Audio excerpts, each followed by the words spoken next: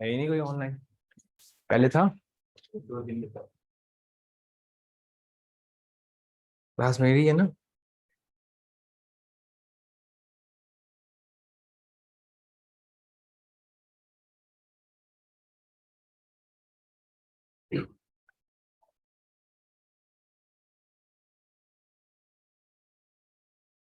अच्छा, इनको उम्मीद नहीं कि मैं 9:30 आ जाऊंगा, इसीलिए नहीं आए बेचारे।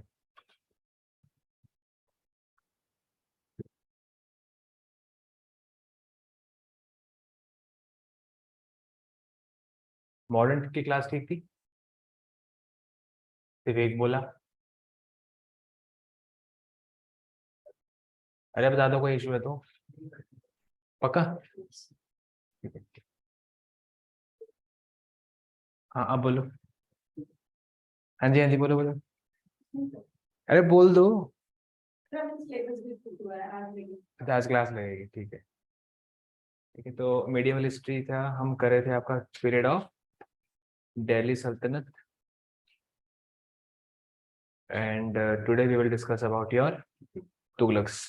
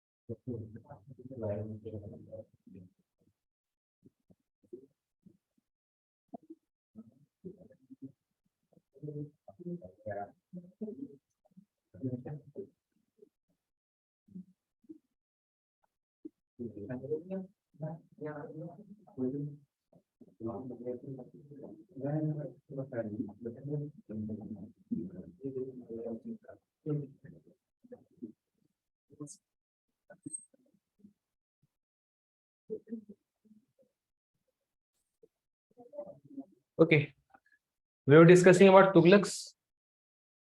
ठीक है, और तुगलक में हमने क्या डिस्कस किया था कल, कि आपके दो तुगलक आए थे। एक आया था आपका घियासुद्दीन तुगलक, और एक था आपका मोहम्मद बिन। ठीक है, तो मोहम्मद बिन था, he was a person who used to do many experiments. One was shifting of his capital. Next was token currency. One was your taxation, and one was your taccavi loans, जो कि आपका एग्रीकल्चर डिपार्टमेंट भी थी आपकी। तो ये सब experiments इसने किए थे, लोगों को प्रॉब्लम हुई थी इसके कारण।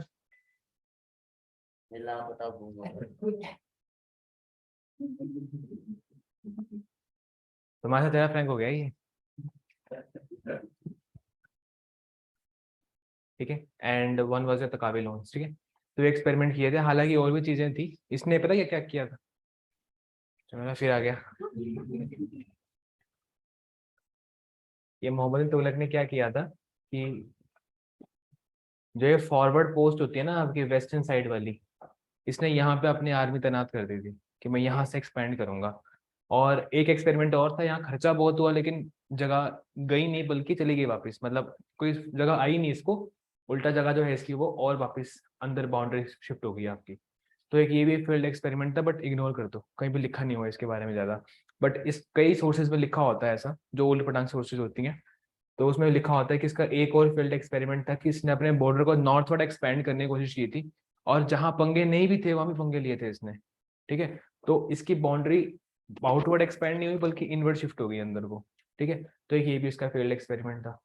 इसके अलावा इसके समय के ऊपर एक बहुत फेमस वो आया था, ट्रेवलर आया था इंडिया में, क्या नाम था उसका, इबन बतूता। ठीक है, इबन बतूता की जो किताब है उसका नाम एग्जाम में पूछा जाता है बार बार, क्या है उसका नाम। हाँ, सफरनामा रिहला, रिहला, सिंपल रिहला। ठीक है। और ये कौन सी कंट्री से आया था? मोरक्को से। और ये मोहम्मद बिन तुगलक के समय पे आया था, और इसने कौन सी पोस्ट पे सर्व किया था? गाजी की पोस्ट के ऊपर। ठीक है। आपको एक पीडीएफ शेयर करूंगा, अगर आप लोगों की श्रद्धा हुई तो पढ़ लेना। ठीक है, बाकी आपकी मर्जी है।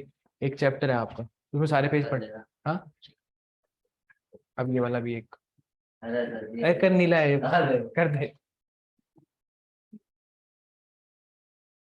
ठीक है।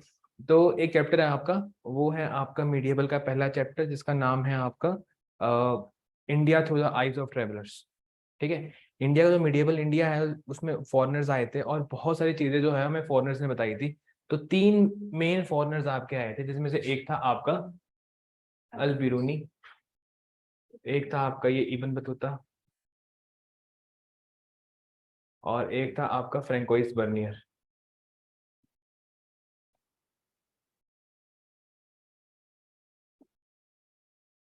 आपका जो औरंगजेब था, उसे एक भाई था, इसका नाम था दारा शिकोह। ये दारा शिकोह का डॉक्टर हुआ करता था आपका फ्रेंकोइस बर्नियर। तो इन तीनों ने इंडिया के बारे में बहुत कुछ लिखा है। देखो, अल बिरूनी कब आया था ये बताओ? अल बिरूनी आया था किसके साथ? किसके साथ आया था? ए नहीं, बहुत पहले आया अल बिरूनी तो। हमने शुरुआत ही अल बिरूनी से की है। महमूद गजनी, है ना, महमूद गजनी के समय के बारे में कौन बताता है आपको? अल बिरूनी। फिर आपको जो सल्तनत पीरियड है, उसके बारे में कौन बताता है? और जब मुगल पीरियड है, हमें कौन बताता है आपका? Francois Bernier. तो आपका उस बुक में लिखा हुआ है बारी बारी कौन कौन सा बंदा आ रहा है, क्यों आया, किस पर्पज से आया, और एग्जाम में क्वेश्चन आते हैं आपके। जैसे आपको मैंने कहा था कि अल बिरूनी ने किताब लिखी थी, क्या नाम था उसका? किताबुल हिंद। कौन सी भाषा में? अरबी।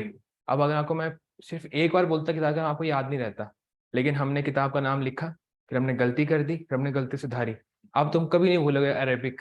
ठीक है। तो this happens when we make mistakes. ठीक है। और मतलब अब मैं खुद नहीं भूलूंगा कभी। ठीक है। तो मैं ये कह रहा हूँ कि अब आप भी नहीं बोलोगे, मैं भी नहीं भूलूंगा, क्योंकि हमने गलती करी, हमने गलती को इम्प्रूव कर दिया एक बार। तो जितना देर आप मॉक टेस्ट करोगे, और जिसके बाद जितना उसको आप एनालाइज करोगे ना, उतना बेटर आप इंप्रूव करोगे कंसेप्ट में। इंसान की फितरत होती है कि वो एक गलती दो बार नहीं करता। अगर वो करता है तो फिर वो बेवकूफ होता है। ठीक है। बेवकूफ नहीं बोल सकते, इग्नोरेंट होता है। मतलब जानबूझ के आदमी दो बार गलती नहीं करता है, गलती एक ही बार होती है। ठीक है। और अगर गलती जानबूझ के की जाए, फिर वो गलती नहीं होती, फिर पाप होता है। ठीक है। मैं फिलोसफर हूँ ना, थैंक्स टू ओशो। ओके, मैं घर में फोटो नहीं लगाने दे रहे ओशो को, मैं इतना बड़ा खरीदा हुआ है एक ना, अभी तक पैक्ड है, उसको लगाने नहीं देते घर वाले। कहते कहाँ, हाँ, है ना, सही करते हैं। ब्लैक एंड व्हाइट फोटो है, पूरा ऐसे बैठा हुआ है बाबा की तरह मस्त। इसका मैंने ग्राफिक प्रिंट भी निकलवाया था, वो भी कुछ नहीं लगाने देते, कहते हैं भगवानों से इसको थोड़ी रखेंगे हम, तो भगवानों को गाली देता है। ओके। एक शहर बनाया है इसने, इसने बनाया किसी और ने बनाया था, जिसका नाम था जहांपना। ये शहर किसने बनाया था? हमने कल ही डिस्कस किया था। हाँ, आवाज क्यों धीमी धीमी आ रही है, क्या जोर से बोलो। लेकिन इसका तो दिन पना नहीं था।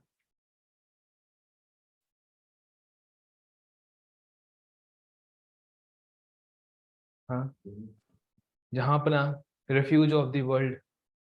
किससे किससे बचने के लिए शहर बनाया था? मंगोल से बचने के लिए शहर बनाया था। ये किसने बनाया था? मोहम्मद बिन तुगलक ने बनाया था। देख लो एक बार फिर से कंफर्म कर लो। आप तो किताब खोली है ठीक है। ठीक है। तो आदिलाबाद का किला बनवाया था, साथ में इन्होंने जहांपना नाम के एक शहर, एक किला बनाया था, जिसका मतलब क्या था? रेफ्यूज ऑफ द वर्ल्ड, कि जब ये मंगोल अटैक करेंगे तो वहां छुपेंगे। ठीक है। जैसे अगर कभी इंडिया पर न्यूक्लियर अटैक होता है, तो सिर्फ एक बचेगा, मोदी, क्योंकि मोदी के पास क्या है, वो न्यूक्लियर शेल्टर होगा। होगा पक्का, बताते नहीं है। ठीक है, पक्का होगा, हम देखे ना हॉलीवुड की मूवीज में। ठीक है। तो ये सब चीजें हैं आपकी। तो अब हम डिस्कस कर रहे हैं आपका फिरोज शाह तुगलक के बारे में। अब ये फिरोज शाह तुगलक है, ये बाकी सबसे अलग था। मतलब आप कभी भी अगर बात करते हैं औरंगजेब की, औरंगजेब कैसा था? अच्छा, बुरा, खरा, कट्टर, मारने वाला, है ना, थोड़ा सा रिजिड था, थोड़ा कट्टर आदमी था आपका। फिर हम बात करते हैं सिकंदर लोदी की, मंदिर तोड़ते थे। ठीक है। इस्लाम की स्थापना करते थे। वो सब इसके अपने बच्चे थे, ठीक है। He is the one who started to treat Hindus as second grade citizen. मतलब जितने भी आपके राजा हुआ करते थे, बहुत सारी चीजें हुआ करती थी, लेकिन कोई भी मतलब सेकंड ग्रेड नहीं मानता था। इन्होंने क्या किया, आपका हिंदू को क्या कर दिया, आपका सेकंड ग्रेड सिटीजन।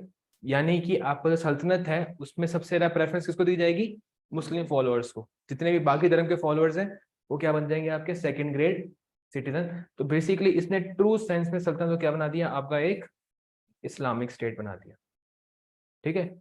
और इस्लाम में रूल होता है कि अगर इस मुस्लिम्स कहीं पे रूल करना शुरू कर देते हैं और वहां पे जो बाकी लोग हैं आपके जो दूसरे धर्म को फॉलो करते हैं, उनके ऊपर हमें क्या लगाना चाहिए, एक टैक्स लगाना चाहिए, जिसको हम कहते हैं आपका जिजिया।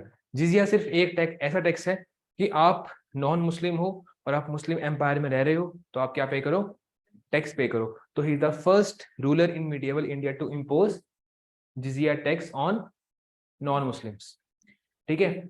इसी के साथ आपका एक और है,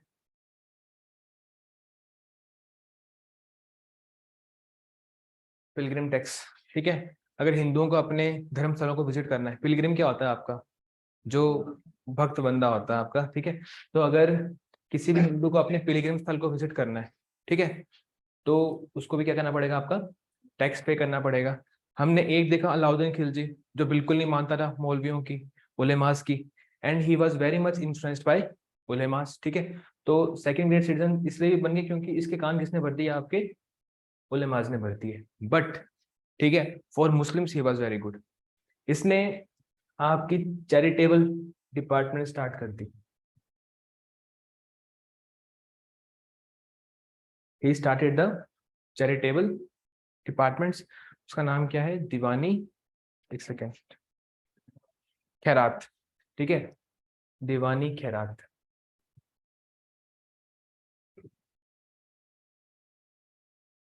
अब इसमें जितने भी आपके वीडियोज हैं उनका वेलफेयर देखा जाएगा, जो अनाथ बच्चे हैं उनका वेलफेयर देखा जाएगा, फ्री में लोगों का इलाज किया जाएगा। But this facility was only available to Muslims, not to Hindus. तो अगर आपको ये फैसिलिटीज चाहिए जहाँ पे आपका फ्री में ध्यान दूर रखा जाए, आपको फैसिलिटीज प्रोवाइड की जाए, तो आपको किस में कन्वर्ट करना पड़ेगा, इस्लाम में कन्वर्ट करना पड़ेगा। इसने अपने जो एरिया था वहाँ पे जितने भी न्यू टेम्पल्स थे उसकी कंस्ट्रक्शन को रोक दिया, और जो पुराने थे उसको डिस्ट्रॉय करना भी शुरू कर दिया। इसने भी ये हरकत शुरू कर दी। मतलब बाकी बाद में आपका सिकंदर लोधी आएगा वो भी ऐसे काम करेगा, ठीक है। आपका बहुत बाद में औरंगजेब आएगा वो भी ऐसे काम करेगा। तो कहते हैं कि जितने भी आपके बैड रूलर्स रहे हैं आपके from the point of view of secularism, उन सबका स्टार्टिंग फॉर फादर कौन है, आपका फिरोज शाह तुगलक है। लेकिन चैरिटेबल डिपार्टमेंट इसका एक अच्छा काम था। इसके अलावा ये बहुत ज्यादा दिमागी आदमी था। इसने क्या किया, जितने भी आपके स्लेव्स हुआ करते थे उनके लिए भी एक डिपार्टमेंट खोल दी, जिसको कहते हैं दीवानी बंधनगान, ठीक है। अब जो दीवानी बंधनगान है उसमें क्या होते हैं, आपके स्लेव्स होते हैं और स्लेव्स को स्किल की ट्रेनिंग दी जाती है। देखो स्लेव से क्या करते हैं, लेबर वाला काम करवाते हैं, लेकिन अगर हम उसी स्लेव को जो बिल्कुल फ्री में काम करेगा आपके लिए, अगर हम उसको ट्रेन कर दें, ठीक है, उसको बुनाई सिखा दें, सिलाई सिखा दें या कोई और टैलेंट सिखा दें, तो आप उसका बहुत बढ़िया इस्तेमाल कर सकते हो, ठीक है। तो इसने स्लेव डिपार्टमेंट खोला जहाँ पे स्लेव से काम करवाया जाता था, ठीक है। एक और चीज है, हॉर्टिकल्चर। दिल्ली के आसपास बहुत सारे शहर हैं, ठीक है, जहाँ पे इसने कैनाल की फैसिलिटीज प्रोवाइड करी, बहुत सारे कैनाल्स बनाए इसने, ठीक है। और उन कैनाल्स की हेल्प से इसने क्या डेवलप किया, आपका horticulture. What is horticulture, fruits and vegetables, ठीक है। इसके एम्पायर के आसपास जितने भी एरियाज थे वहाँ पे फ्रूट्स एंड वेजिटेबल्स बहुत लार्ज संख्या में पाए जाते थे, ठीक है। तो एक ये भी चीज इसने करी है यहाँ पे, ठीक है। तो ये छोटी मोटी चीजें हैं इसके बारे में कि जैसे आपका सेकंड ग्रेड सिटीजन को ट्रीट किया, टेम्पल्स तोड़े, नए टेम्पल्स की कंस्ट्रक्शन बंद कर दी, ठीक है। उलेमास की बात मानता था, चैरिटेबल डिपार्टमेंट स्टार्ट की, department for slaves as well, ठीक है। तो दीज आर द थिंग्स, ठीक है। और जो आपका फिरोजाबाद शहर है वो बेसिकली इसी के नाम के ऊपर है, ठीक है। तो अगर पढ़ के देखते हैं फिरोज शाह तुगलक के बारे में, तो इसके बारे में कहा जाता है कि he adopted the policy of trying to appease the nobles, army, theologians and of asserting his authority over only such areas which could be easily administered from the center। देखो ये जो आदमी है ना आपका, बेसिकली ये मोहम्मद बिन तुगलक का भाई नहीं है, ठीक है, ही इज अ कजन। तो अगर कजन आगे आपका रूलर बनने के लिए आ चुका है, ऑब्वियस सी बात है क्या होगा आपका, इसको भी वही डर रहेगा जो डर किसको था, बलवान को था, जो खिलजी को था। तो क्या करेंगे आपका, वो तो खतरनाक थे, बहादुर लोग थे, उन्होंने क्या किया, डराना शुरू कर दिया बाकियों को।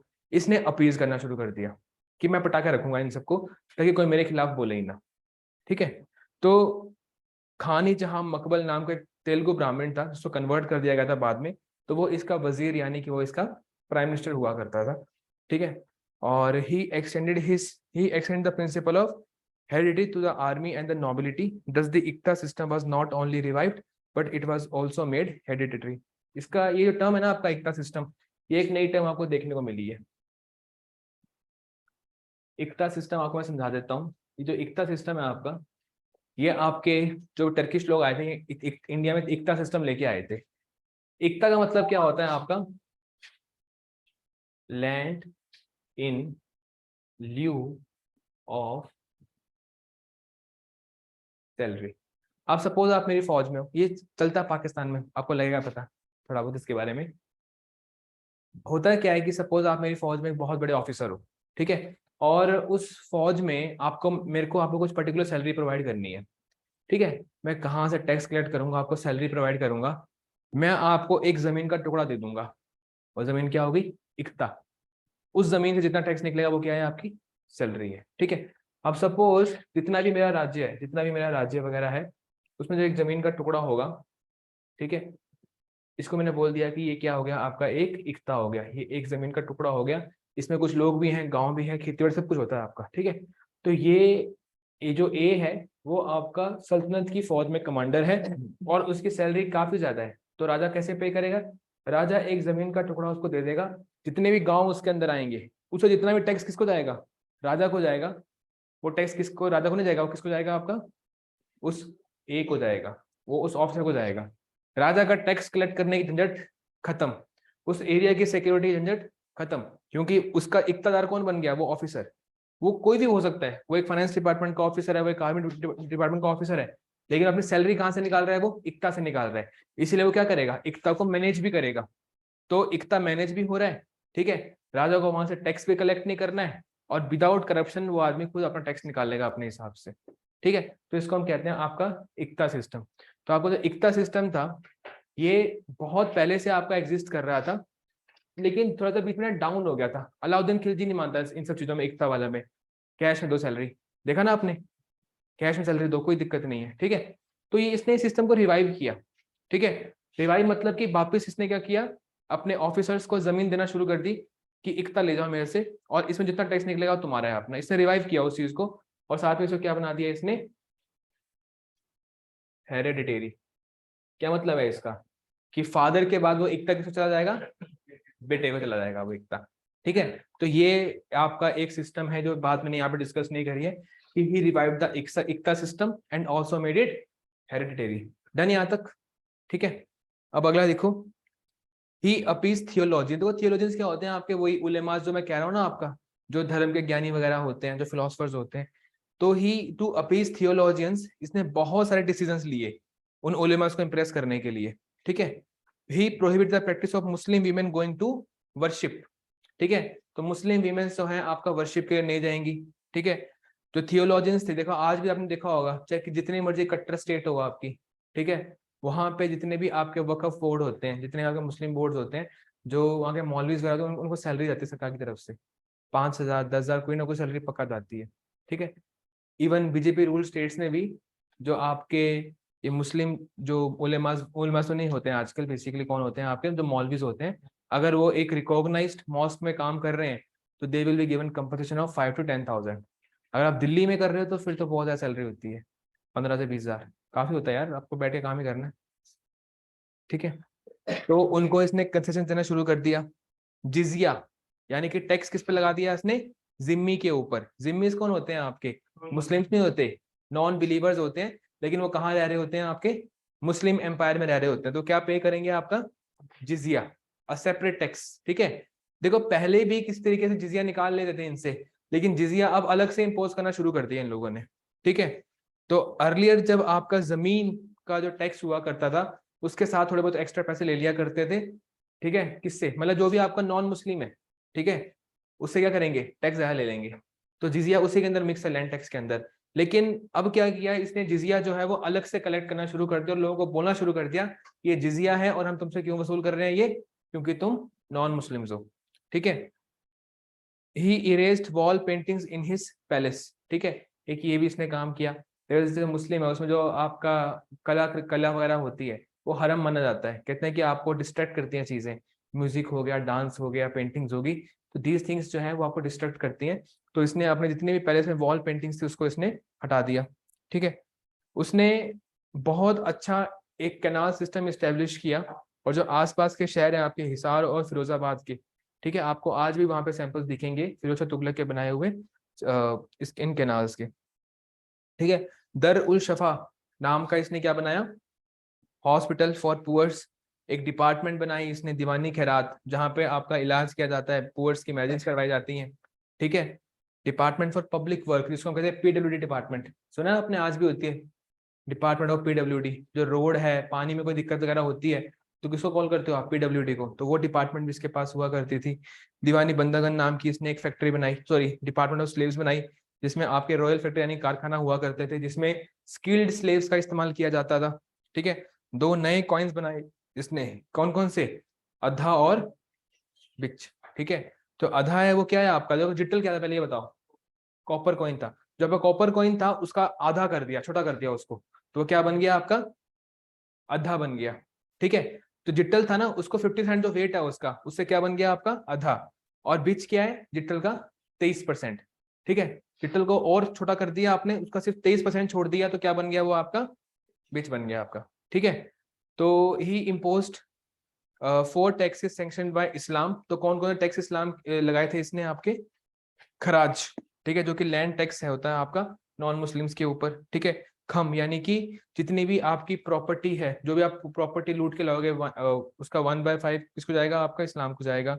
जिजिया जो कि आपका हिंदूज के ऊपर लगता है। जकत क्या होता है आपका, 2.5% ऑफ जो मुस्लिम है, ठीक है, वो कलेक्ट किया जाएगा, मतलब हर एक मुस्लिम कितना अमाउंट पे करेगा, 2.5% अपनी इनकम का, जो कि वेलफेयर में जाएगा। तो उसको कौन कलेक्ट करेगा, आपका राजा कलेक्ट कर लेगा और बाद में प्रजा में डिस्ट्रीब्यूट कर देगा उसको। ठीक है, तो ये 4 टैक्स यहाँ पे, खरज, खम, जिजिया और जकत, जो किसने इम्पोज किए थे आपके, ठीक है, फिरोज शाह तुगलक ने। And he also introduce one new tax, जिसका नाम क्या है आपका, शर्ब। शर्ब क्या है आपका, इरिगेशन टैक्स। देखो कैनाल्स बना रहा है, हॉर्टिकल्चर डेवलप कर रहा है, तो अगर सरकार भी कुछ प्रोवाइड करती है चीज आपको, तो फ्री में तो नहीं करती है। ठीक है, अगर सरकार कोई एक रोड बनाएगी तो कहीं ना कहीं उसके ऊपर क्या लगा देगी, ऊपर से टोल नाका। ठीक है, आप पैसे पे करो। तो if he was providing irrigation then he would have asked for the taxes, तो उसने कौन सा टैक्स लगाया आपका, शर्ब। ठीक है, अब बहुत समय बाद देखो, अब 88 में खत्म हो गया आपका। ठीक है, तो बीच में थोड़ा बहुत इनका डिस्टर्बेंस रहती है, कौन रूलर बनेगा क्या बनेगा, लेकिन फाइनली कौन आता है रूलर बन के आपका, नसरुद्दीन मोहम्मद। अब ना यहाँ पे सिंपल सी चीज, जो नसरुद्दीन मोहम्मद है, इसके समय के ऊपर ना कौन अटैक करने के लिए आता है आपका, तैमूर। ठीक है, जैसे आपका मंगोल्स में कौन थे आपके, चंगेज खान था। ठीक है, चंगेज खान तो बहुत पहले आया था आपका, कम से कम 50-60 साल, सॉरी 17 साल पहले आया था आपका, किसके समय के ऊपर, खिलजी के समय के ऊपर, खिलजी के समय भी नहीं यार, बहुत पहले, इल्तुतमिश के समय पे। ठीक है, तो आप लगा लो 1210 के बाद से, 1210 के बाद से मतलब आपका चंगेज खान एग्जिस्ट करा था, मतलब अगली सेंचुरी हो चुकी है आपकी, हम 1300 में पहुंच चुके हैं। तो चंगेज खान कम से कम कोई 100-150 साल बाद कौन आता है उसका, एक डिसेंडेंट कौन आता है आपका, तैमूर। ठीक है, तो तैमूर का भी इंटरेस्ट कहाँ पे होता है आपका, इंडिया की तरफ होता है। और जब वो इन्वेड करने के लिए आता है तो पहले तो आपका फिरोज शाह तुगलक जो है वो थोड़ा स्ट्रांग था, बाद में वीक पड़ता है और इन्वेजन होती है, और ये बेसिकली क्या करते हैं, दिल्ली को छोड़ देते हैं। जब वो इन्वेड करने के लिए आता है ना, इनको पता है कि हम हारने वाले हैं, तो ये दिल्ली को छोड़ देते हैं। तो तैमूर आता है, तैमूर दिल्ली को लूटता है और वापिस चला जाता है। ठीक है, फिर जब ये वापिस दिल्ली में आने की कोशिश करता है, फिर से तैमूर आ जाता है आपका। ठीक है, तो बेसिकली तैमूर ना यहाँ पे आया होता है सिर्फ लूटपाट करने के लिए, लेकिन जब उसको लगता है पता कि यहाँ पे ओपोजिशन ही नहीं है, तो क्या करता है, अपना एक कमांडर यहाँ छोड़ देता है, जिसका नाम क्या होता है, खिजिर खान।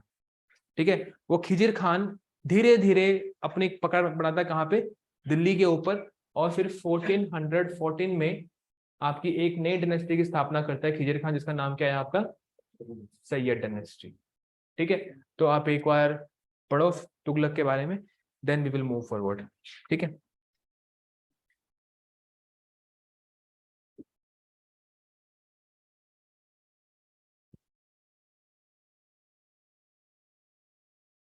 और आप देखोगे तो नसीरुद्दीन मोहम्मद जो है आपका 98 में भाग गया था बेसिकली अपने एम्पायर को छोड़ के। लेकिन फिर भी खिजर खान जो है वो आपका दिल्ली के ऊपर रूल नहीं कर रहा था, बेसिकली दिल्ली उस समय के ऊपर किसी के कंट्रोल के अंदर नहीं थी। ठीक है,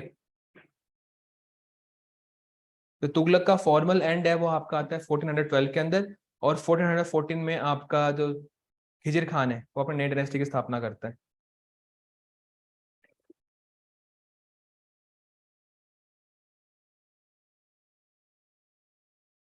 जस्ट एक बार रीड करो 1412 तक, then we will move forward.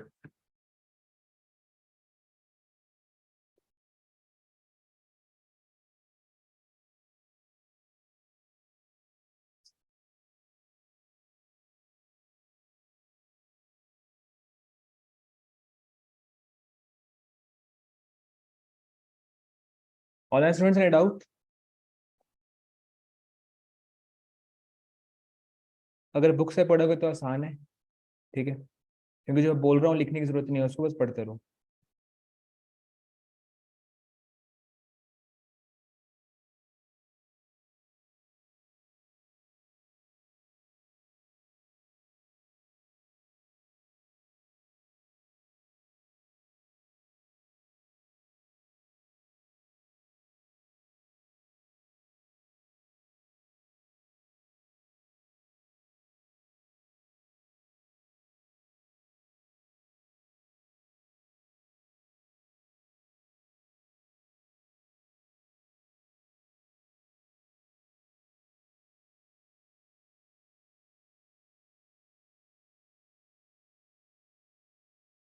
जो भी चीज हमने यहाँ पे डिस्कस करी है, अगर इसमें कुछ नहीं आ रहा है समझ तो प्लीज मेरे से पूछ सकते हो।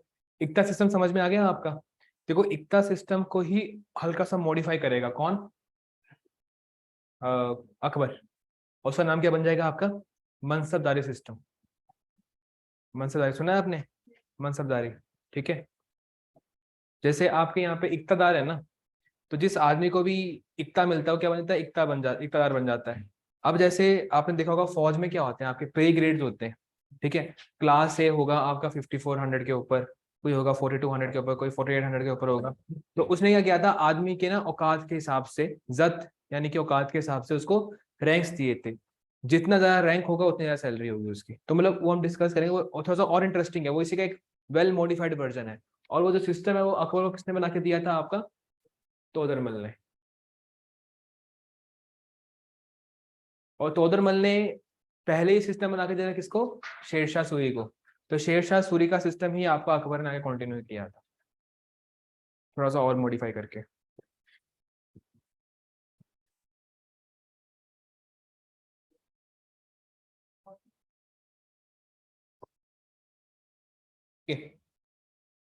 लेट्स मूव फॉरवर्ड, ठीक है। तो आपने जो हल्का सा रीड किया है, you have got to know कि आपको तुगलक के बाद कौन सी डायनेस्टी आती है रूल करने के लिए? सैयद, ठीक है। और सैयद के बारे में छोटा सा पैराग्राफ इसलिए है क्योंकि ना इन्होंने कुछ कंस्ट्रक्ट किया, ठीक है, ना इन्होंने कोई वॉर लड़ी। बस इतना पता होना चाहिए कि फर्स्ट रूलर कौन था सैयद का? आपका खिजिर खान, ठीक है। इसके बाद आपके बाकी लोग रूल करने के लिए आते हैं, और इनका लास्ट रूलर कौन होता है आपका? अलाउद्दीन शाह, बमन शाह, ठीक है। अब जो अलाउद्दीन बमन शाह होता है वो बड़ा इनकॉम्पिटेंट सा रूलर होता है, और वो क्या करता है, उसका मन नहीं होता रूल करने का बेसिकली। तो वो क्या करता है, अपनी गद्दी किसको दे देता है? अपने ही एक गवर्नर को, जिसका नाम क्या होता है? बहलोल खान लोधी। और बहलोल खान लोधी जो है वो कौन सी डायनेस्टी की स्थापना करता है? लोधी डायनेस्टी की। तो इनके लिए कुछ भी नहीं है, मतलब देखो इन्होंने कुछ खास नहीं किया, कोई बिल्डिंग नहीं बनाई, nothing, they did nothing and didn't, इन्होंने कोई वॉर भी फॉट नहीं करी। तो इसीलिए सैयद के बारे में हम कुछ डिस्कस नहीं करेंगे, बस याद रखो आपका, ठीक है। अलाउद्दीन बमन शाह एक रूलर था इनका जो लास्ट था, जिसने अपना कंट्रोल किसको ट्रांसफर कर दिया आपका? बहलोल खान लोधी को। अब जब बहलोल खान लोधी है, इसकी खास बात यह है कि ये आ गई आपकी फर्स्ट अफगान डायनेस्टी। अब अभी तक कौन रूल कर रहे थे आपके? तुर्क, टर्किश, अभी तो टर्किश रूल कर रहे थे। फर्स्ट अरब इन्वेटर कौन था आपका? अरब इन्वेटर, अरब, मोहम्मद बिन कासिम, ठीक है। और उसके बाद तुर्क इन्वेट करते हैं 2 सेंचुरीज के बाद। पहला कौन आता है तुर्क आपका? महमूद गजनी। महमूद गजनी के बाद से इंडिया में कौन रूल कर रहा है आपका? नॉर्थ वेस्ट और नॉर्थ में तुगलक, सॉरी तुर्क रूल कर रहे हैं। और अब कौन आ गया रूल करने के लिए? अफगान आ गए। तो अफगान में आपका जो बलवल खान लोधी है, ठीक है, अब इसको बस गद्दी पकड़ा दी इसकी, ठीक है। और अब इसको डर था कि लोग मेरे को कहीं क्या ना समझे इनकॉम्पिटेंट, कि मैं राजा नहीं बन सकता, कोई मार ना दे। तो इसने फिर एक्टिंग करना शुरू कर दी, ठीक है। एक्टिंग क्या शुरू करी इसने कि मैं जो राजा हूं ना, मैं ये करूंगा, मैं गद्दी पे बैठूंगा ही नहीं, क्योंकि मैं तो सेवक हूँ। जैसे मोदी नहीं करते एक्टिंग, प्रधान सेवक को तुम्हारा, मैं प्रधानमंत्री थोड़ी हूँ, आई एम प्रधान सेवक, ठीक है, ठीक है।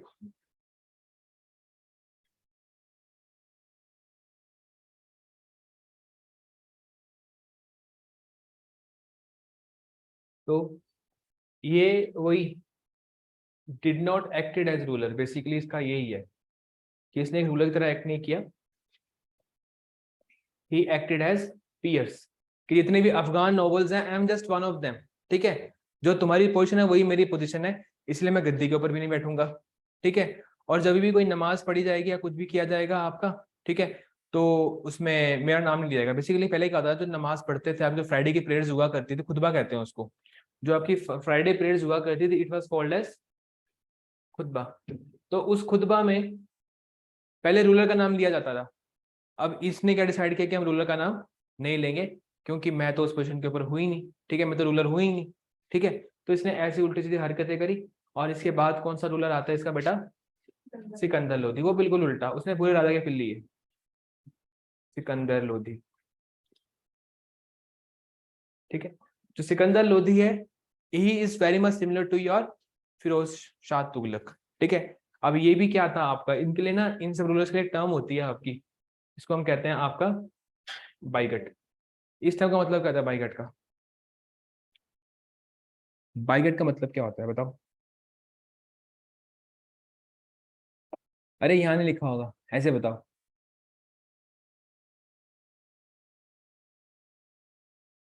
जो धर्म के प्रति बहुत कट्टर होता है, उसको हम कहते हैं आपका बाइगट, ठीक है।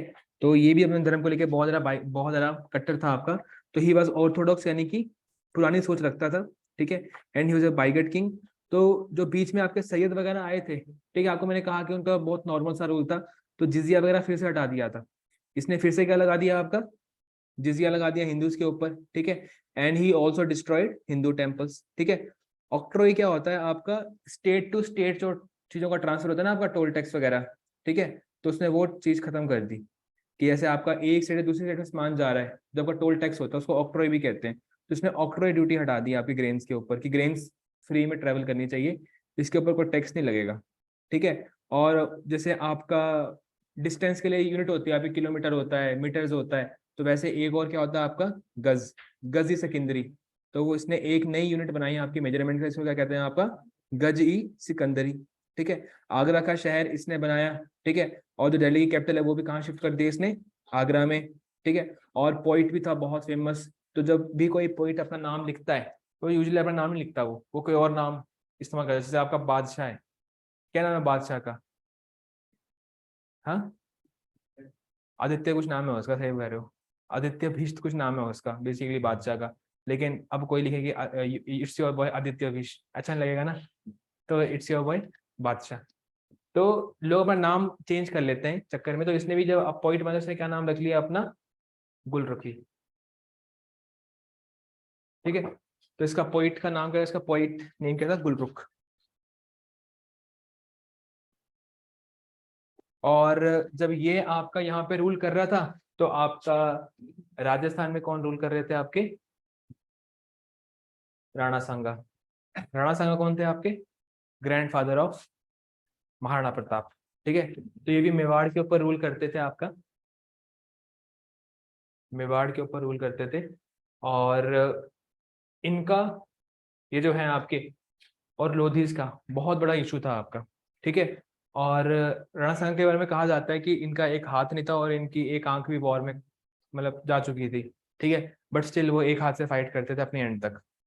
तो he was such a warrior. तो इनकी लड़ाई वगैरह होती थी किसके साथ, सिकंदर लोधी के साथ। और सिकंदर लोधी पावरफुल था, वी हैव टू एडमिट कि ही वाज क्वाइट पावरफुल। लेकिन इसके बाद जो रूल करने के लिए आता है वो कौन आता है आपका, इब्राहिम खान लोधी। अब जो आपका इब्राहिम खान लोधी है, वैसे तो स्ट्रॉन्ग रूलर था, लेकिन चिड़चिड़ा था बेसिकली बहुत ज्यादा, ठीक है। और इसकी हैबिट क्या थी, ये किसी को भी सुना दिया करता था। तो वैसे ही इसके एक अंकल थे जिसका नाम था दौलत खान लोधी। तो बेसिकली इसने सभी नॉवेल्स के सामने किसको सुना दिया, दौलत खान लोधी को बेइज्जती कर दी, ठीक है। और कई बार मतलब मजाक वगैरह उड़ाया दौलत खान लोधी का, ऐसा कहा जाता है, ठीक है। और दौलत खान लोधी के पास ना बहुत तगड़ी कमांड थी आपकी, जो आपका नॉर्थ वेस्ट वाला पार्ट नहीं है जहां से कोई भी इन्वेड कर सकता है, वो वाली कमांड थी इसके पास, दौलत खान लोधी के पास। तो दौलत खान लोधी को पता है कि बगल में कौन है, हमारे बाबर है, ठीक है। बाबर अपना सब कुछ खो चुका है, बाबर कोई नई जगह की तलाश के अंदर है। तो दौलत खान लोधी ने किसका रास्ता बताया इसको, दिल्ली का, ठीक है। तो कहा था कि ठीक है अपना ही भतीजा है, ठीक है, तो बढ़िया रूल कर रहा है वहां पे, अगर आपको जाना तो आप जा सकते हो, ठीक है। And Rana Sanga was also very much, मतलब परेशान थे इन लोगों से। तो राणा सांगा ने भी मतलब किसी को रोका नहीं और उनको आने दिया। तो it was basically Rana Sanga and Daulat Khan Lodhi who invited Babur to invade India. Babur आ गया इन्वेड करने के लिए। 1526 में आपका पानीपत का पहला युद्ध होता है और Ibrahim Khan Lodi was defeated by Babur, ठीक है। बाबर जीत गया, बाबर सेलिब्रेट कर रहे हैं, फिर ये राणा सांगा कहते जाओ वापस, हो गया तेरा काम, ठीक है। कहता कि बेवकूफ थोड़ी है कि हम वापस आएंगे, अब I am here to rule. तो वो रूल करना शुरू करते हैं। फिर आपकी राणा सांगा और बाबर की लड़ाइयाँ होती है जिसमें कौन जीत जाता है, आपका बाबर, ठीक है। And Rana Sanga was defeated. But जो इनकी अगली जनरेशन होती है, ठीक है, वो आती है आपके महाराणा प्रताप की। और राणा सांगा के पोते कौन थे, महाराणा प्रताप। और बाबर का पोता कौन था, अकबर। तो अकबर और फिर किसका युद्ध होता है, आपका महाराणा प्रताप का, ठीक है। हो सकता है कि महाराणा प्रताप रास्ता दे देते उसको मेवाड़ से, लेकिन बात तो खानदान की थी ना, ठीक है। तो he didn't allow him to, कुछ नहीं था, थोड़ी जगह थी आपके पास, रास्ता देना था, कुछ नहीं करना था। मेवाड़ से रास्ता देना था, कहाँ के लिए, गुजरात के लिए, ठीक है। ही रिफ्यूज्ड, ठीक है। पहले अपना एम्पायर हार गए। जब एम्पायर हार गए, मैं छोड़ना पड़ गया, बेसिकली हारे तो क्या ही थे, छोड़ना पड़ गया। जंगलों में रहे, फिर गुरिल्ला वॉरफेयर शुरू कर दिया। अकबर की फौज गुजरती नहीं थी वहां से, क्योंकि देवर गुरिल्ला वॉरियर्स एंड ऑल। पता क्या होता है गुरिल्ला वॉरियर्स क्या होते हैं आपके, एक होती है बेवकूफ वाला युद्ध, कि तुम यहाँ से आओ हम यहाँ से आएंगे तलवार से लड़ेंगे। दूसरा होता है कि हम छोटे से रास्ते में छुप के बैठेंगे, तो जब निकलो हम तब तुम्हें मार देंगे। तो ये होता है गुरिल्ला वॉरफेयर, ठीक है। तो ये तरीके हैं आपके जो महाराणा प्रताप इस्तेमाल करते थे, बाद में शिवाजी ने इस्तेमाल किया। मुगल बहुत पावरफुल थे, मुगलों का लड़ने का तरीका ये था आपका कि क्या करो, आप गुरिल्ला वॉरफेयर करो। यही आपका जो आहूम राजा थे आपके, असम के जो राजा हुआ करते थे, असम में जंगल में बहुत सारे आपके, ठीक है। तो अगर आप वहां पे देखोगे तो वहां पे भी यही सीन होता है आपका। जंगलों में अगर आप जाते हो तो वहां पे अलग तरह का वॉरफेयर लड़ा जाता है। तो अकबर आहूम से भी हारा, अकबर कई जगह हारा है, जैसे देखा जाए ना कि अकबर इतना महान राजा था नहीं। और बड़ी बात यह है कि अकबर खुद लड़ा नहीं है, वो हमें बाद में लगेगा पता। उसकी हर एक जो महान वॉर है, हल्दी घाटी का युद्ध हो गया, चाहे आपका, चाहे आपका पानीपत का दूसरा युद्ध हो गया, अकबर उसमें लड़ा ही नहीं। लेकिन जीत किसकी कही जाती है, अकबर की, क्योंकि वो राजा था, ठीक है। तो वही है कि इलेक्शन बीजेपी जीतते है लेकिन नाम मोदी का हो सकता है, ठीक है। और जब हारती है तो नड्डा का नाम हो जाता है। चलो एक बार यहाँ तक रीड करो, कुछ है नहीं यहाँ पे खास, ठीक है। इब्राहिम का भी पढ़ लो और आप सिकंदर लोधी का भी पढ़ लो। फिर हम डिस्कस करेंगे आपका administration, and tomorrow we will start with your Mughals के बारे में, ठीक है। तो कल और परसों का समय हमें लगेगा मुगल्स के लिए। मंडे और ट्यूसडे को हम करेंगे आपका विजयनगर एम्पायर, ठीक है। उसके बाद फिर मैं जा रहा हूँ। आपकी पॉलिटी हम निपटा देंगे कल तक, जो पार्लियामेंट टॉपिक है ना आपका, कल तक पॉलिटी निपटा देंगे, क्योंकि मेरे को लग रहा है कि आपका पॉलिटी के कारण एक आध क्लास तो कॉम्प्रोमाइज हो रही है आपकी। शायद कभी इंग्लिश की होती है, कभी फिजिक्स की हो जाती है। तो पॉलिटी करनी पड़ेगी, किस्सा खत्म करना पड़ेगा पॉलिटी का। मुझे लगता है आपको इतनी पॉलिटी आती है कि आप एफकेट में अटेम्प्ट कर सकते हो, एंड इवन सीडीएस में भी कर ही सकते हो कई हद तक।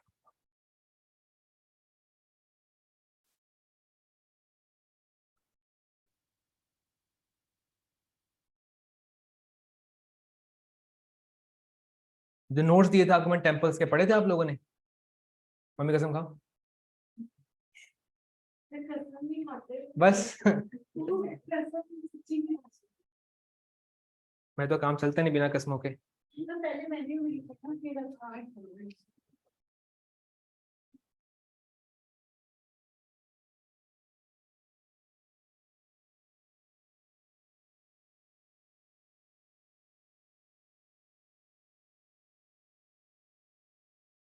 आपको याद है मैंने पहले आपको जब हम डिस्कस कर रहे थे, जब हम बात कर रहे थे अशोका के पिलर्स की, तो मैंने कहा था एक टपाला के पिलर की बात करी थी, ठीक है।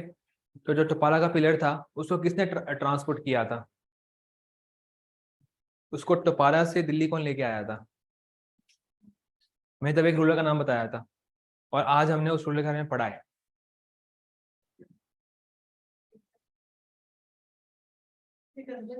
चलते रहो ऑर्डर में, उल्टा ऑर्डर पकड़ोगे तो पहले आंसर मिल जाएगा।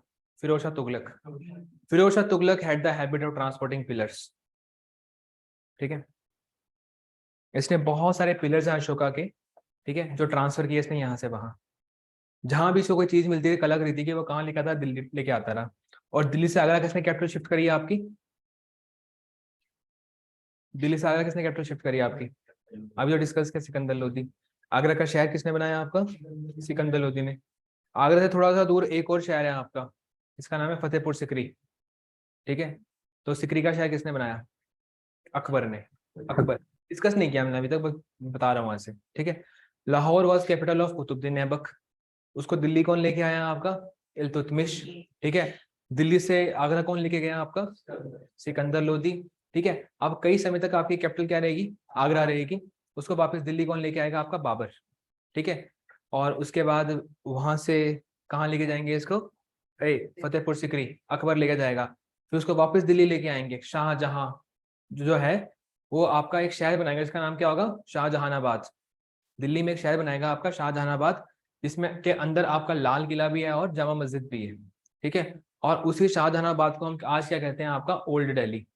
जो आपका पुरानी दिल्ली है ना, पूरा का पूरा शहर आपका शाहजहां ने बनवाया हुआ है। शाहजहां बहुत तगड़ा वॉरियर था, बहुत तगड़ा वॉरियर था। लेकिन एक समय के बाद उसको लगा पता कि मैं बाहर लड़ता रहता हूँ और पीछे जो मेरी माँ है बेसिकली, क्या नाम था उसका, नूरजहां, वो कांड कर देगी कुछ ना कुछ। बेसिकली इसका फादर ना नशे में रहता था, बेसिकली मौज मस्ती करने वाला आदमी था। And the whole of the empire was controlled by his mother. तो इसने, मदर नहीं स्टेप मदर, ठीक है, मदर की तो बात मान लेते हैं, ठीक है। तो उसको हटाने के लिए वो वापस आ गया था। और जब इसने गद्दी संभाली तो देखा कि जहां से मैं वापस आ चुका हूँ वहां पे सब कुछ ही मैं हार चुका हूँ। तो इसने बोला कि वॉर के लिए तो मेरे को गालियां नहीं पड़ेंगी कि मैंने ये वॉर करी, मैं हारता रहा। इतिहास में कोई भी मतलब मेरे को वॉर के लिए याद नहीं रखेगा। तो मैं क्या करूंगा? बिल्डिंग्स बनाऊंगा, आर्किटेक्चर बनाऊंगा, ठीक है। तो उसने जितना भी इसके पास वेल्थ हुआ करती उसने कहाँ खर्च कर दिया? आपका आर्किटेक्चर में। लेकिन शाहजहां को एज अ वॉरियर हम बहुत ज्यादा अंडर एस्टिमेट करते हैं। He was a very great warrior. जब तक आपका शाहजहां हुआ करता था तब तक आपका शिवाजी और जो मराठास थे वो नॉर्थ में सोचते नहीं थे आने की। वो तो औरंगजेब की पॉलिसी ने कुछ ऐसा उल्टा काम कर दिया कि उनको रास्ता मिल गया ऊपर आने के लिए। इट वॉज औरंगजेब जो वीक माना जाता है। औरंगजेब के बारे में हम कहते हैं कि Aurangzeb the last strong ruler. Aurangzeb की पॉलिसीज बहुत खराब थी, ठीक है। बट उसका जो बैकअप था ना, जो उसके दादा परदादा छोड़ के गए थे उसके लिए, वो बहुत ज्यादा स्ट्रॉन्ग था, इसलिए वो सर्वाइव कर गया। लेकिन जो उसने छोड़ा अपनी फ्यूचर जनरेशन के लिए ना, वो ये था कि कोई भी बॉर्डर ऐसा नहीं है जहां मेरे को लोग मारने को नहीं फिर रहे, ठीक है। ऊपर देखोगे सिख, थोड़ा सा साइड में जाट, साइड में अफगान, ठीक है, नीचे बामनी किंगडम, एक तरफ मराठास, एक तरफ राजपूत, मतलब चारों तरफ से घिरा हुआ था आपका जब आपका औरंगजेब मरा ना। और उसके बाद तो आपको पता है कि मुगलों का, हमें औरंगजेब के बाद के जो राजा है उसका नाम ही नहीं पता हमें, मतलब इतना गंदी स्थिति में छोड़ के गया था वो, ठीक है। बहादुर शाह जफर को कान से पकड़ के अंग्रेज लेके आ गए, तू यहाँ नहीं रहेगा, तू कहाँ रहेगा? तो मुगलों का वंशज है ये, जिसको ऐसा ट्रीटमेंट दिया जा रहा है आपका। एक मुगलों का राजा है मोहम्मद शाह रंगीला, ठीक है, उसको उठा के ले गए, किडनैप भी कर लिया उसको। आप सोचो, आपके अफगान आए थे, उसका नाम क्या था? अहमद शाह दुरानी। वो किडनैप करके ले गए, उसके सर, उसके सर के ऊपर ना पिकॉक थ्रोन था बेसिकली, जो कोहिनूर वाला नहीं होता, डायमंड होता है, उसके पास वो वाला थ्रोन था। तो थ्रोन के साथ उसको भी ले गए साथ में, और बाद में छोड़ के गए उसको, कह रहे गलती से ले गए थे, ठीक है। तो मतलब ये हालत हुई है मुगलों की औरंगजेब के बाद। और वही है ना कि जो खानदानी रईस होते हैं बेसिकली, उनकी वेल्थ बहुत जल्दी खर्च होती है, ठीक है। और जो उनके बाद की जनरेशन होती है वो बहुत ज्यादा प्रॉब्लम फेस करती है। और जो खुद अमीर बनते हैं ना, उनके पास अल्टीमेट लेवल का होता है। अगर बाबर कभी स्ट्रगल नहीं ना करता तो बाबर बाबर बन ही नहीं पाता, बाबर कभी सोच नहीं पाता। बाबर के फादर की डेथ हुई 14 ईयर्स की एज के अंदर, ठीक है। फैमिली के लिए इसने एम्पायर छोड़ दिया। मैं ये नहीं कह रहा बाबर हीरो था, बाबर ने बहुत उल्टे काम किए हैं, ठीक है, जिसको आप मोदी जी ठीक कर रहे हैं ना। बाबरी मस्जिद, वो ये कहा जाता है कि बाबरी मस्जिद बाबर ने बनवाई नहीं है, वो कोई और बाबर था। हम सोचते हैं ना कि जो बाबर आपका मुगलों का था, वो कमांडर था आपका कोई, जिसका नाम बाबर था। तो उसने वो मस्जिद बनवाई थी आपकी। बाबर ने इतने बुरे काम किए कि हमें बाबर आजम पसंद नहीं आता पाकिस्तान का।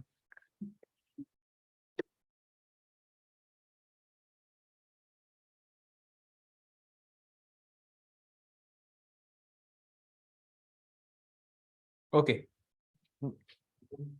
अच्छा मैं आपसे क्वेश्चन पूछता हूं, हमने पढ़ा नहीं है अभी। आप ये बताओ कि कौन से सल्तनत के रूलर के समय के ऊपर जो खुतबा है, मतलब खुतबा क्या है? अभी बताया थोड़ी देर पहले मैंने, फ्राइडे प्रेयर्स, ठीक है, इसको जुम्मा भी कहते हैं, ठीक है। तो जो फ्राइडे प्रेयर्स होते हैं उसको कहते हैं हम खुतबा कहते हैं।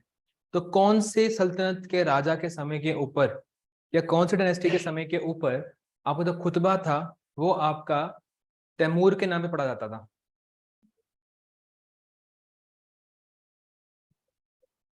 सैयद डायनेस्टी। सैयद डायनेस्टी को जो एम्पायर है वो किसने दिया था आपका? तैमूर ने दिया था। तो जब भी फ्राइडे की प्रेयर्स पढ़ी जाएंगी उसमें अल्लाह का तो प्रेस करेंगी, लेकिन साथ में किसको प्रेस करेंगे? आपका तैमूर को, ठीक है। और यूजुअली जो आपका खुतबा है वो किसके नाम पे पढ़ा जाता है? आपका खलीफ के नाम के ऊपर। जो खलीफ है उन्होंने खलीफ को छोड़ दिया, उसने किसको माने? जो भी है सब कुछ कौन है? आपका तैमूर है। तो ये क्वेश्चन आता है कभी कभी कि खुतबा जो आपकी प्रेयर्स है और सिक्कों के ऊपर तैमूर की फोटो किसने छपवाई थी आपके? अगेन सैयद। ये क्वेश्चन आते हैं आपके, अगर मैं आपको नहीं बताता और अगर आप लॉजिकली सोचते तो आपका आंसर क्या होना चाहिए था? सैयद ही होना चाहिए था, क्योंकि Sayyid got their empire from Timur. तो इनके सिक्कों के ऊपर इनकी प्रेयर्स में किसका नाम था? तैमूर का नाम था। अच्छा, who introduced Arabic coinage in India? Who introduced Arabic coinage in India? चलो बंद करो तो क्वेश्चन पूछता हूँ मैं, एफकेट वाले, याद करो। जो अरबी सिक्कों का सिस्टम है आपका वो किसने इंडिया में इंट्रोड्यूस किया? Online can also participate, but the condition इसकी आप देखोगे नहीं बुक्स में। हम्म। इल्तुतमिश, ठीक है। इल्तुतमिश ने इंडिया में इंट्रोड्यूस किया आपका अरेबिक कॉइनेज सिस्टम, ठीक है। ओके। जो आपका तूती हिंद टाइटल है, ठीक है, वो किसको दिया गया था अलाउद्दीन खिलजी के द्वारा? अमीर खुसरो को। अमीर खुसरो के द्वारा लिखी गई दो किताबों के नाम बताओ। दो ही किताबें हैं, एक में आपकी इंफॉर्मेशन है रिगार्डिंग अलाउद्दीन खिलजी, एक में है रिगार्डिंग घियासुद्दीन तुगलक। हम्म। खिलजी नामा नहीं है, तुगलक नामा, ठीक है। हम्म। अच्छा, शाहनामा किसने लिखी है? बाबरनामा बाबर ने खुद लिखी है। हुमायूं नामा उसकी बहन ने लिखी है। बहुत बार क्वेश्चन आता है इसके बारे में। गुलबदन बेगम। हाँ जी, आप बताओ। शाहनामा किसने लिखी है? शाहनामा किसने लिखी है और किसके बारे में लिखी है? नहीं नहीं नहीं, मैंने पढ़ाया है ये, अभी बिना पढ़ाए नहीं पूछ रहा मैं। पुष्पांजलि, इशिका, कार्तिकेय और पलक। और कौन है यार ये ओ आर?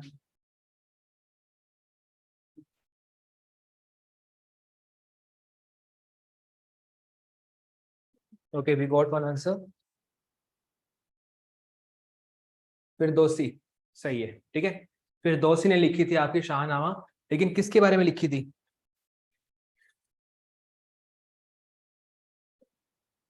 नहीं, कुछ भी बोल रहे हो।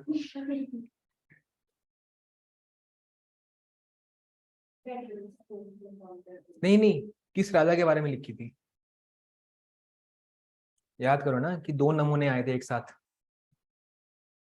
जब आपका महमूद ऑफ गजनी आया था इंडिया में। एक आपका अल बिरूनी था, एक आपका फिरदौसी था। अल बिरूनी ने क्या लिखी? किताबुल हिंद, जो इंडिया की हिस्ट्री की पहली किताब है मिडिएवल इंडिया की। और फिरदौसी ने क्या लिखी थी आपकी? Shahnameh, about about Mahmud of Ghazni, ठीक है। Bakhtiyar Khilji who destroyed what? Nalanda and Vikramshila university, ठीक है। पहले तो ये बताओ कि नालंदा यूनिवर्सिटी किसने बनाई? कुमार गुप्त वन ने। और विक्रमशिला?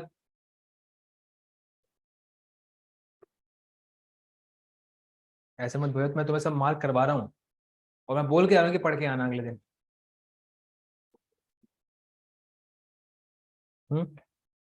करो याद, करो याद। पढ़ा था। फिर कैसे आएगा? पहले कब? धर्मपाल, पाला रूलर धर्मपाल। और डिस्को डिस्ट्रॉय किसने किया था आपका? ये तो नाम पता होना चाहिए, बख्तियार खिलजी। ही केम विद मोहम्मद गौरी। मोहम्मद गौरी के साथ एक बहुत बड़े सूफी संत भी आए थे, जिनके नाम के ऊपर अजमेर शरीफ बनी है। क्या नाम था उनका?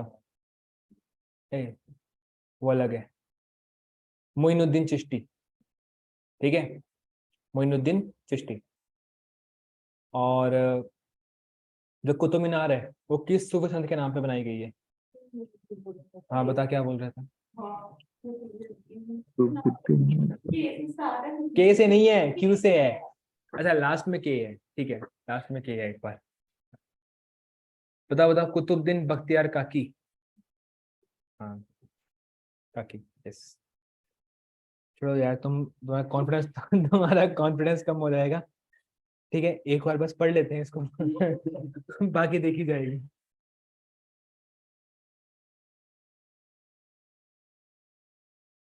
ओके, तो now we will discuss about the administration. तो एडमिनिस्ट्रेशन में कहा गया है, जब आपका सल्तनत की एडमिनिस्ट्रेशन थी, इसमें सबसे पावरफुल कौन था आपका? सुल्तान खुद हुआ करता था। और उसके अलावा सुल्तान के जो है बहुत सारे ऑफिसर्स हुआ करते थे। Basically the system was monarchial only, but इसमें आपके और भी बहुत सारे ऑफिसर्स वगैरह हुआ करते थे। तो लाइन बाय लाइन पढ़ते हैं। Delhi Sultanate was a powerful and highly centralized state. For some time, it was extended up to Madurai. Madurai कहाँ पे, पहले ये बताओ? तमिलनाडु में। तो तमिलनाडु तक आपका एक्सटेंड था। ठीक है, इसका तो सुल्तान थे वो कहते थे कि हम किसके लेफ्टिनेंट हैं या रिप्रेजेंटेटिव हैं? खलीफ ऑफ बगदाद। जो आपका खलीफत है, हम किसके बिहाफ के ऊपर रूल कर रहे हैं? खलीफत के बिहाफ पे रूल कर रहे हैं। अब एक चीज मुझे बताओ, ठीक है, कि आपका जो खलीफत है उससे मंसूर कौन लेके आया था सल्तनत के लिए? इल्तुतमिश। उसके बाद अगर कोई एक और आदमी लेके आएगा, क्योंकि खिलजी ने तो मना कर दिया था, फिर कौन लेके आएगा? फिरोज शाह तुगलक। धार्मिक कौन था? फिरोज शाह तुगलक। तो फिर से मंसूर कौन लेके आता है आपका? फिरोज शाह तुगलक लेके आता है। एक और क्वेश्चन आता है, ठीक है, जो थोड़ा सा कॉमन ही है आपका, कि आपको तो कुतुब मीनार था, किसने शुरू किया काम उसका? कुतुबुद्दीन ऐबक ने। ठीक है, कंप्लीट किसने किया? एक बार उसके दिक्कत आ गई बहुत ज्यादा, तो उसके रिपेयर किसने किया? क्वेश्चन आता है। फिरोज शाह तुगलक ने। फिरोज शाह तुगलक का बहुत सारा फैला हुआ बिजनेस है। ठीक है, एक जो तुगलक थे इन्होंने लंबे समय तक रूल किया। एक तो इन लोगों ने एक्सपेरिमेंट किया, वो एक्सपेरिमेंटल वाला आदमी कौन था? मोहम्मद बिन तुगलक। ठीक है, और जिसने भी बाकी काम किए वो कौन था आपका? फिरोज शाह तुगलक था। तो मैक्सिमम चीजें किसने कर रखी है आपके? तुगलक ने।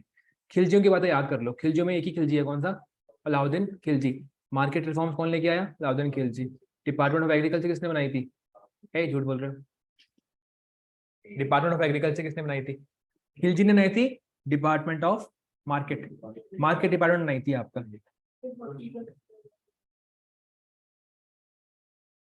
डिपार्टमेंट ऑफ एग्रीकल्चर किसने बनाई थी आपका? दीवानी अमीरी कोही, मोहम्मद बिन तुगलक, जिसके तहत वो तकावी लोन्स दिया करता था, है ना। स्पेसिफिकली पॉइंट्स याद करो।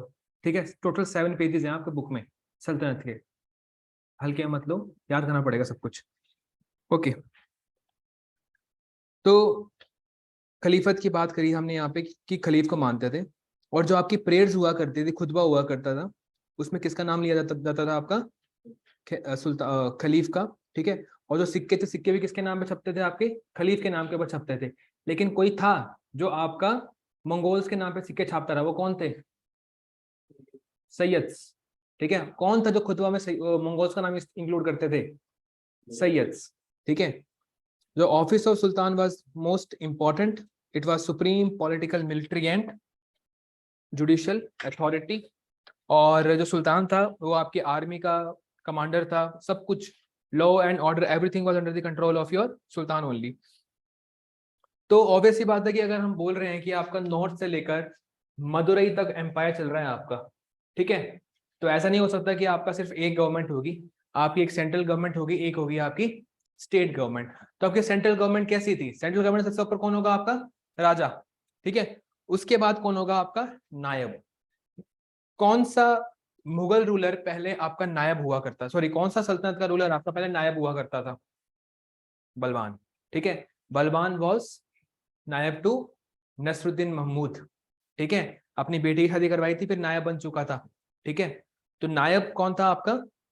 नसरुद्दीन महमूद था। तो नायब वाज नेक्स्ट टू सुल्तान। इसका मतलब पता क्या हो गया कि सब आपका एक पीएम है, एक आपका डेप्टी पीएम है। जैसे आपका प्रेसिडेंट है, एक आपका डेप्टी वाइस प्रेसिडेंट है। कि मतलब अगर प्रेसिडेंट नहीं है तो पूरी पावर किसको ट्रांसफर हो जाएगी आपकी? तो अगर राजा बीमार पड़ गया है तो दरबार में कौन बैठेगा? आपका नायब बैठेगा। और नायब के पास वही पावर है जो किसके पास है? आपके राजा के पास है। ठीक है, तो नायब था। और नायब के जो था वो हर एक डिपार्टमेंट के ऊपर, जैसे राजा हर एक चीज के ऊपर कंट्रोल करते हैं, वैसे नायब का भी हर एक चीज के ऊपर कंट्रोल हुआ करता था। उसके बाद कौन आता है आपका? वजीर। ठीक है, जो बेसिकली वजीर है ना, इसको प्रधानमंत्री भी कह देते हैं कभी बार।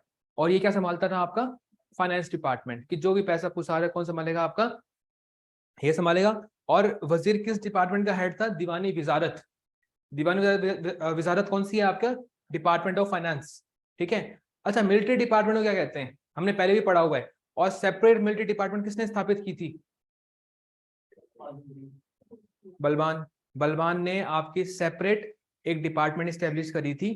किसके लिए? मिलिट्री के लिए। और उसका नाम क्या दिया गया था? दीवानी अर्ज। ठीक है, तो मिलिट्री डिपार्टमेंट क्या नाम क्या था उसका? दीवानी अरीज।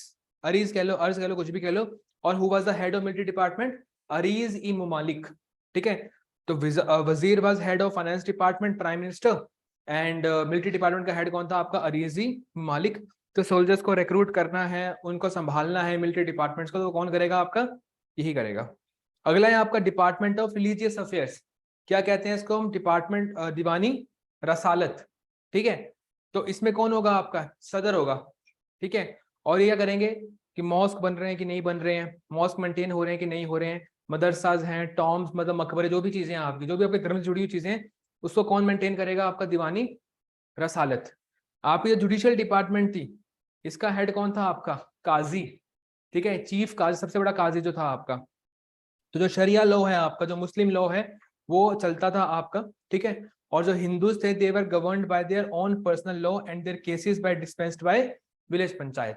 यानी कि यहाँ पे आपका यूनिफॉर्म सिविल कोड नहीं था। ठीक है, द डिपार्टमेंट ऑफ कॉरेस्पॉन्डेंस। देखो कॉरेस्पॉन्डेंस का मतलब क्या होता है? आपका हर एक डिपार्टमेंट में कम्युनिकेशन बिठाना। ठीक है, देखो जब आपकी वॉर होगी तो वॉर के लिए पैसा चाहिए, वो कहाँ से आएगा? आपका दीवानी विजारत से आएगा। ठीक है, तो हर एक डिपार्टमेंट में कोऑर्डिनेशन होना जरूरी है। तो वो कॉरेस्पॉन्डेंस के डिपार्टमेंट हुआ करती, जिसको हम कहते हैं आपका दीवानी इंशा। ठीक है, और ये हर एक डिपार्टमेंट के बीच में क्या करता था? आपका कॉन्टेक्ट मेंटेन करता था। और एक उधर आपका वकील ई दर। ठीक है, दरबार में डेकोरम बना रहेगा। ठीक है, सही कपड़े पहन के आएंगे, जैसे आपके रूल्स हुआ करते थे ना, सिजदा, पाइबोस, तो सब उस रूल का पालन कर रहे हैं। तो ये सब कौन देखेगा? आपका वकील ई दर। ठीक है, जो आपका डेकोरम देखेगा। तो जितना भी आपके प्रोविंसेस हुआ करते थे, उनको क्या कहा करते थे? आपका इक्ताज कहा करते थे। याद रखना, जितने भी आपके राज्य थे इनके समय के ऊपर क्या कहते थे? उसको हम इक्ता कहते थे। आपके जो मुगल थे वो कहते थे आपका सूबा। आपको लगेगा पता। सल्तनत के लोग क्या कहते थे? आपका इक्ता। इक्ता का एक और मतलब है, वही जो जमीन दे दी किसके लिए? सैलरी के लिए। इक्ता के दो मतलब है, एक है बड़ा इक्ता जो प्रोविंस है आपका, और दूसरा क्या है? आपका वो जमीन जो दे दी हमने किसके फॉर्म में? सैलरी के फॉर्म में। ठीक है, तो it was under the control of muqtis and walis. ठीक है, मुक्तिस और वालिस आपका इक्ता को संभालते थे। और इनका था कि वहां पे लॉ एंड ऑर्डर मेंटेन करना और कर यानी कि लैंड रेवेन्यू भी कलेक्ट करना है। प्रोविंसेस को हमने डिवाइड कर दिया किसके अंदर? शिक के अंदर और परगना के अंदर। ठीक है, शिक मतलब बेसिकली आपकी डिस्ट्रिक्ट होगी, परगना हो गया आपका ग्रुप ऑफ विलेजेस। ठीक है, और फिर होता है आपका विलेज। तो विलेज का हेड कौन था? आपका मुकद्दम चौधरी। मतलब सिंपल सी चीजें आप जो देख सकते हो। पटवारी की पोस्ट आज भी है ना आपकी, वो क्या है? आपका विलेज अकाउंटेंट है बेसिकली। ठीक है, तो लोकल आप पढ़ सकते हो कि सबसे ऊपर था आपका इक्ता। ये चीजें चेंज होंगी, ठीक है, मुगलों के समय पे इक्ता, फिर आ गया आपका शिक, और फिर आ गया आपका परगना। परगना क्या होता है? आपका ग्रुप ऑफ विलेजेस। फिर आपका जो नॉर्मल विलेज वगैरह हुआ करता था आपका। ठीक है, और परगना नाम के तो बहुत सारे शहर भी हैं। अगर आप वेस्ट बंगाल जाओगे तो वहां पे तो प्रॉपर सिस्टम था आपका। ठीक है, 24 परगना, 25 परगना, मतलब जो 24 गांव है वो किसके अंदर आ रहे हैं, एक परगना के अंदर आ रहे हैं आसा। तो सबसे ऊपर जो आपका state was called as iqta, it was called as district, it was called as tehsil, फिर क्या आ गया आपका, विलेज आ गया आपका। तो हर एक के लिए आपका अलग अलग ऑफिसर वगैरह हुआ करते थे। आपकी जो जमीन है वो 3 प्रकार की हुआ करती थी, ठीक है। एक हो गई आपकी, ये क्वेश्चन आया हुआ आपका सीडीएस में कि 3 तरह की जमीन हुआ करती थी आपकी। एक कौन सी जमीन है आपकी, इक्ता लैंड, यानी कि वो लैंड जो आपकी ऑफिसर्स को दी गई है इन द फॉर्म ऑफ सैलरीज, ठीक है। एक होती है खलीसा लैंड, ये वो लैंड है जिसको खाली है बिल्कुल, ठीक है। और ये किसके लिए जाएगी, आपके सुल्तान और उसके परिवार के लिए खर्चा खर्चा निकलेगा यहाँ से, ठीक है। और एक होती है आपकी इनाम लैंड, जो किसको दे दी आपने, धार्मिक गुरुओं को या धार्मिक संस्थाओं को दे दी जो जमीन आपने। इनाम लैंड वो है जो आपने रिलीजियस पर्पस के लिए डोनेट कर दी, खलीसा लैंड वो है जो राजा ने अपने लिए मेंटेन करके रखी हुई है। जो भी पैसा वहां से आएगा उसको कौन खर्च करेगा, आपका राजा खुद खर्च करेगा। और अगली कौन सी है आपकी, इक्ता लैंड, जो अपने ऑफिसर्स को दे दी in the form of salaries, ठीक है। आप पे गोल्ड कॉइन्स भी थे, क्या कहते हैं जिसको हम दिनार कहते हैं। सेरिकल्चर क्या होता है, rearing of silk worm, silk worms को पालते हैं जिससे क्या बनता है आपका, सिल्क बनता है, ठीक है। तो सिल्क के कपड़े इस्तेमाल करते थे। टैक्स कितना था, 1/3, लेकिन कभी कभी आपका 1/2 भी हुआ करता था, ठीक है। पोस्टल सिस्टम्स बहुत तगड़े थे आपके इनके, ठीक है। और हमें किसने बताया इनका पोस्टल सिस्टम बहुत तगड़ा था आपका, मोहम्मद बिन तुगलक ने। जो आपको पीडीएफ भेजूंगा ना आज, उसमें लिखा हुआ है इनका पोस्टल सिस्टम के बारे में। आपको पता लगेगा कि जो आपका इब्न बतूता आया था उसने अकाउंट लिखा हुआ है कि आपके पोस्टल रनर्स हुआ करते थे। कहते थे कि सपोज आपको एक मैसेज यहाँ से दिल्ली से पहुंचाना है जयपुर, ठीक है। तो आपके हर 200-200 मीटर बाद कौन होंगे, आपके रनर्स होंगे। पूरे बरस से कौन होंगे, आपके रनर्स होंगे। सपोज कोई मैसेज है वो कहाँ पहुंच गया आपका, इस रनर के पास पहुंच गया आपका। ये रनर क्या करेगा, स्प्रिंट मारेगा यहाँ तक, फिर यहाँ तक, ये सब स्प्रिंट रिले रेस हो गई आपकी बेसिकली। इसको हम कहते हैं आपका पोस्टल रनर्स कहते हैं। और कहते हैं कि अगर हम किसी भी और तरीके से भिजवाएं, रास्ता सामान भिजवाएं या कोई भी मैसेज भिजवाएं, तो वो नहीं पहुंच सकता जितना फास्ट आपका ये पहुंच सकता है। मतलब ये आपका एक मैसेज का जो टाइम है उसको कितना कम कर सकता है, आपका बाय हाफ कम कर सकता है, ठीक है। कहते हैं अगर आप हॉर्सेस से भी भिजवा तभी भी शायद नहीं पहुंच पाएगा जितना तैयार का पोस्टल रनर्स करते हैं। घोड़े को तैयार करना है, सब कुछ लेके आओ, रास्ते के ऊपर कुछ नहीं है। यहाँ पे आपका पोस्टल रनर्स बैठे होते थे, और जो एक रनर भाग के आ रहा है वो क्या पहनेगा, घंटी पहन के रखेगा एक, ठीक है। जैसे ही वो इसके पास पहुंचेगा घंटी की आवाज इसको आ जाएगी, ये पहले से रेडी हो जाएगा, फिर ये आगे भागे जाएगा, फिर आगे भागे जाएगा। तो ये थे आपके पोस्टल रनर्स, ठीक है। राजा अपनी मौज मस्ती के लिए कुछ भी करते थे, ठीक है। बंदे भिजवा रहे हैं, अगर देखा जाए तो आपके घोड़े बढ़िया काम कर सकते थे, बट इनका ये सिस्टम था आपका। तो ये मोहम्मद बिन तुगलक के समय पे हुआ करता था। अगेन वन एक्सपेरिमेंट, ठीक है, जिसको काउंट नहीं किया गया। तो हमें इवन बतौता ने बताया था कि आपके इनके समय के ऊपर कौन होते थे, आपके पोस्टल रनर्स हुआ करते थे, ठीक है। तो सोशल लाइफ तो आप बहुत इजीली पढ़ सकते हो, इसमें कुछ खास है ही नहीं है। हम ऑलरेडी थोड़ा बहुत डिस्कस कर चुके हैं फर्स्ट क्लास के अंदर ही कि क्या क्या चेंजेस आए थे आपके सोसाइटी के अंदर, ठीक है। लिटरेचर में किताबें हैं, इनके नाम पढ़ लेना, तो आपका जो चैप्टर है वो आपका डन है, ठीक है। प्लीज पढ़ लेना, आप लोग पढ़ते नहीं हो। एक बात बोल रहा हूँ, जब तक आप एग्जाम में ये जो चैप्टर है आपके सामने, इसको आप 3-4 बार नहीं निकालोगे आपको याद नहीं रहेगा, आप भूलते रहोगे चीजों को, ठीक है।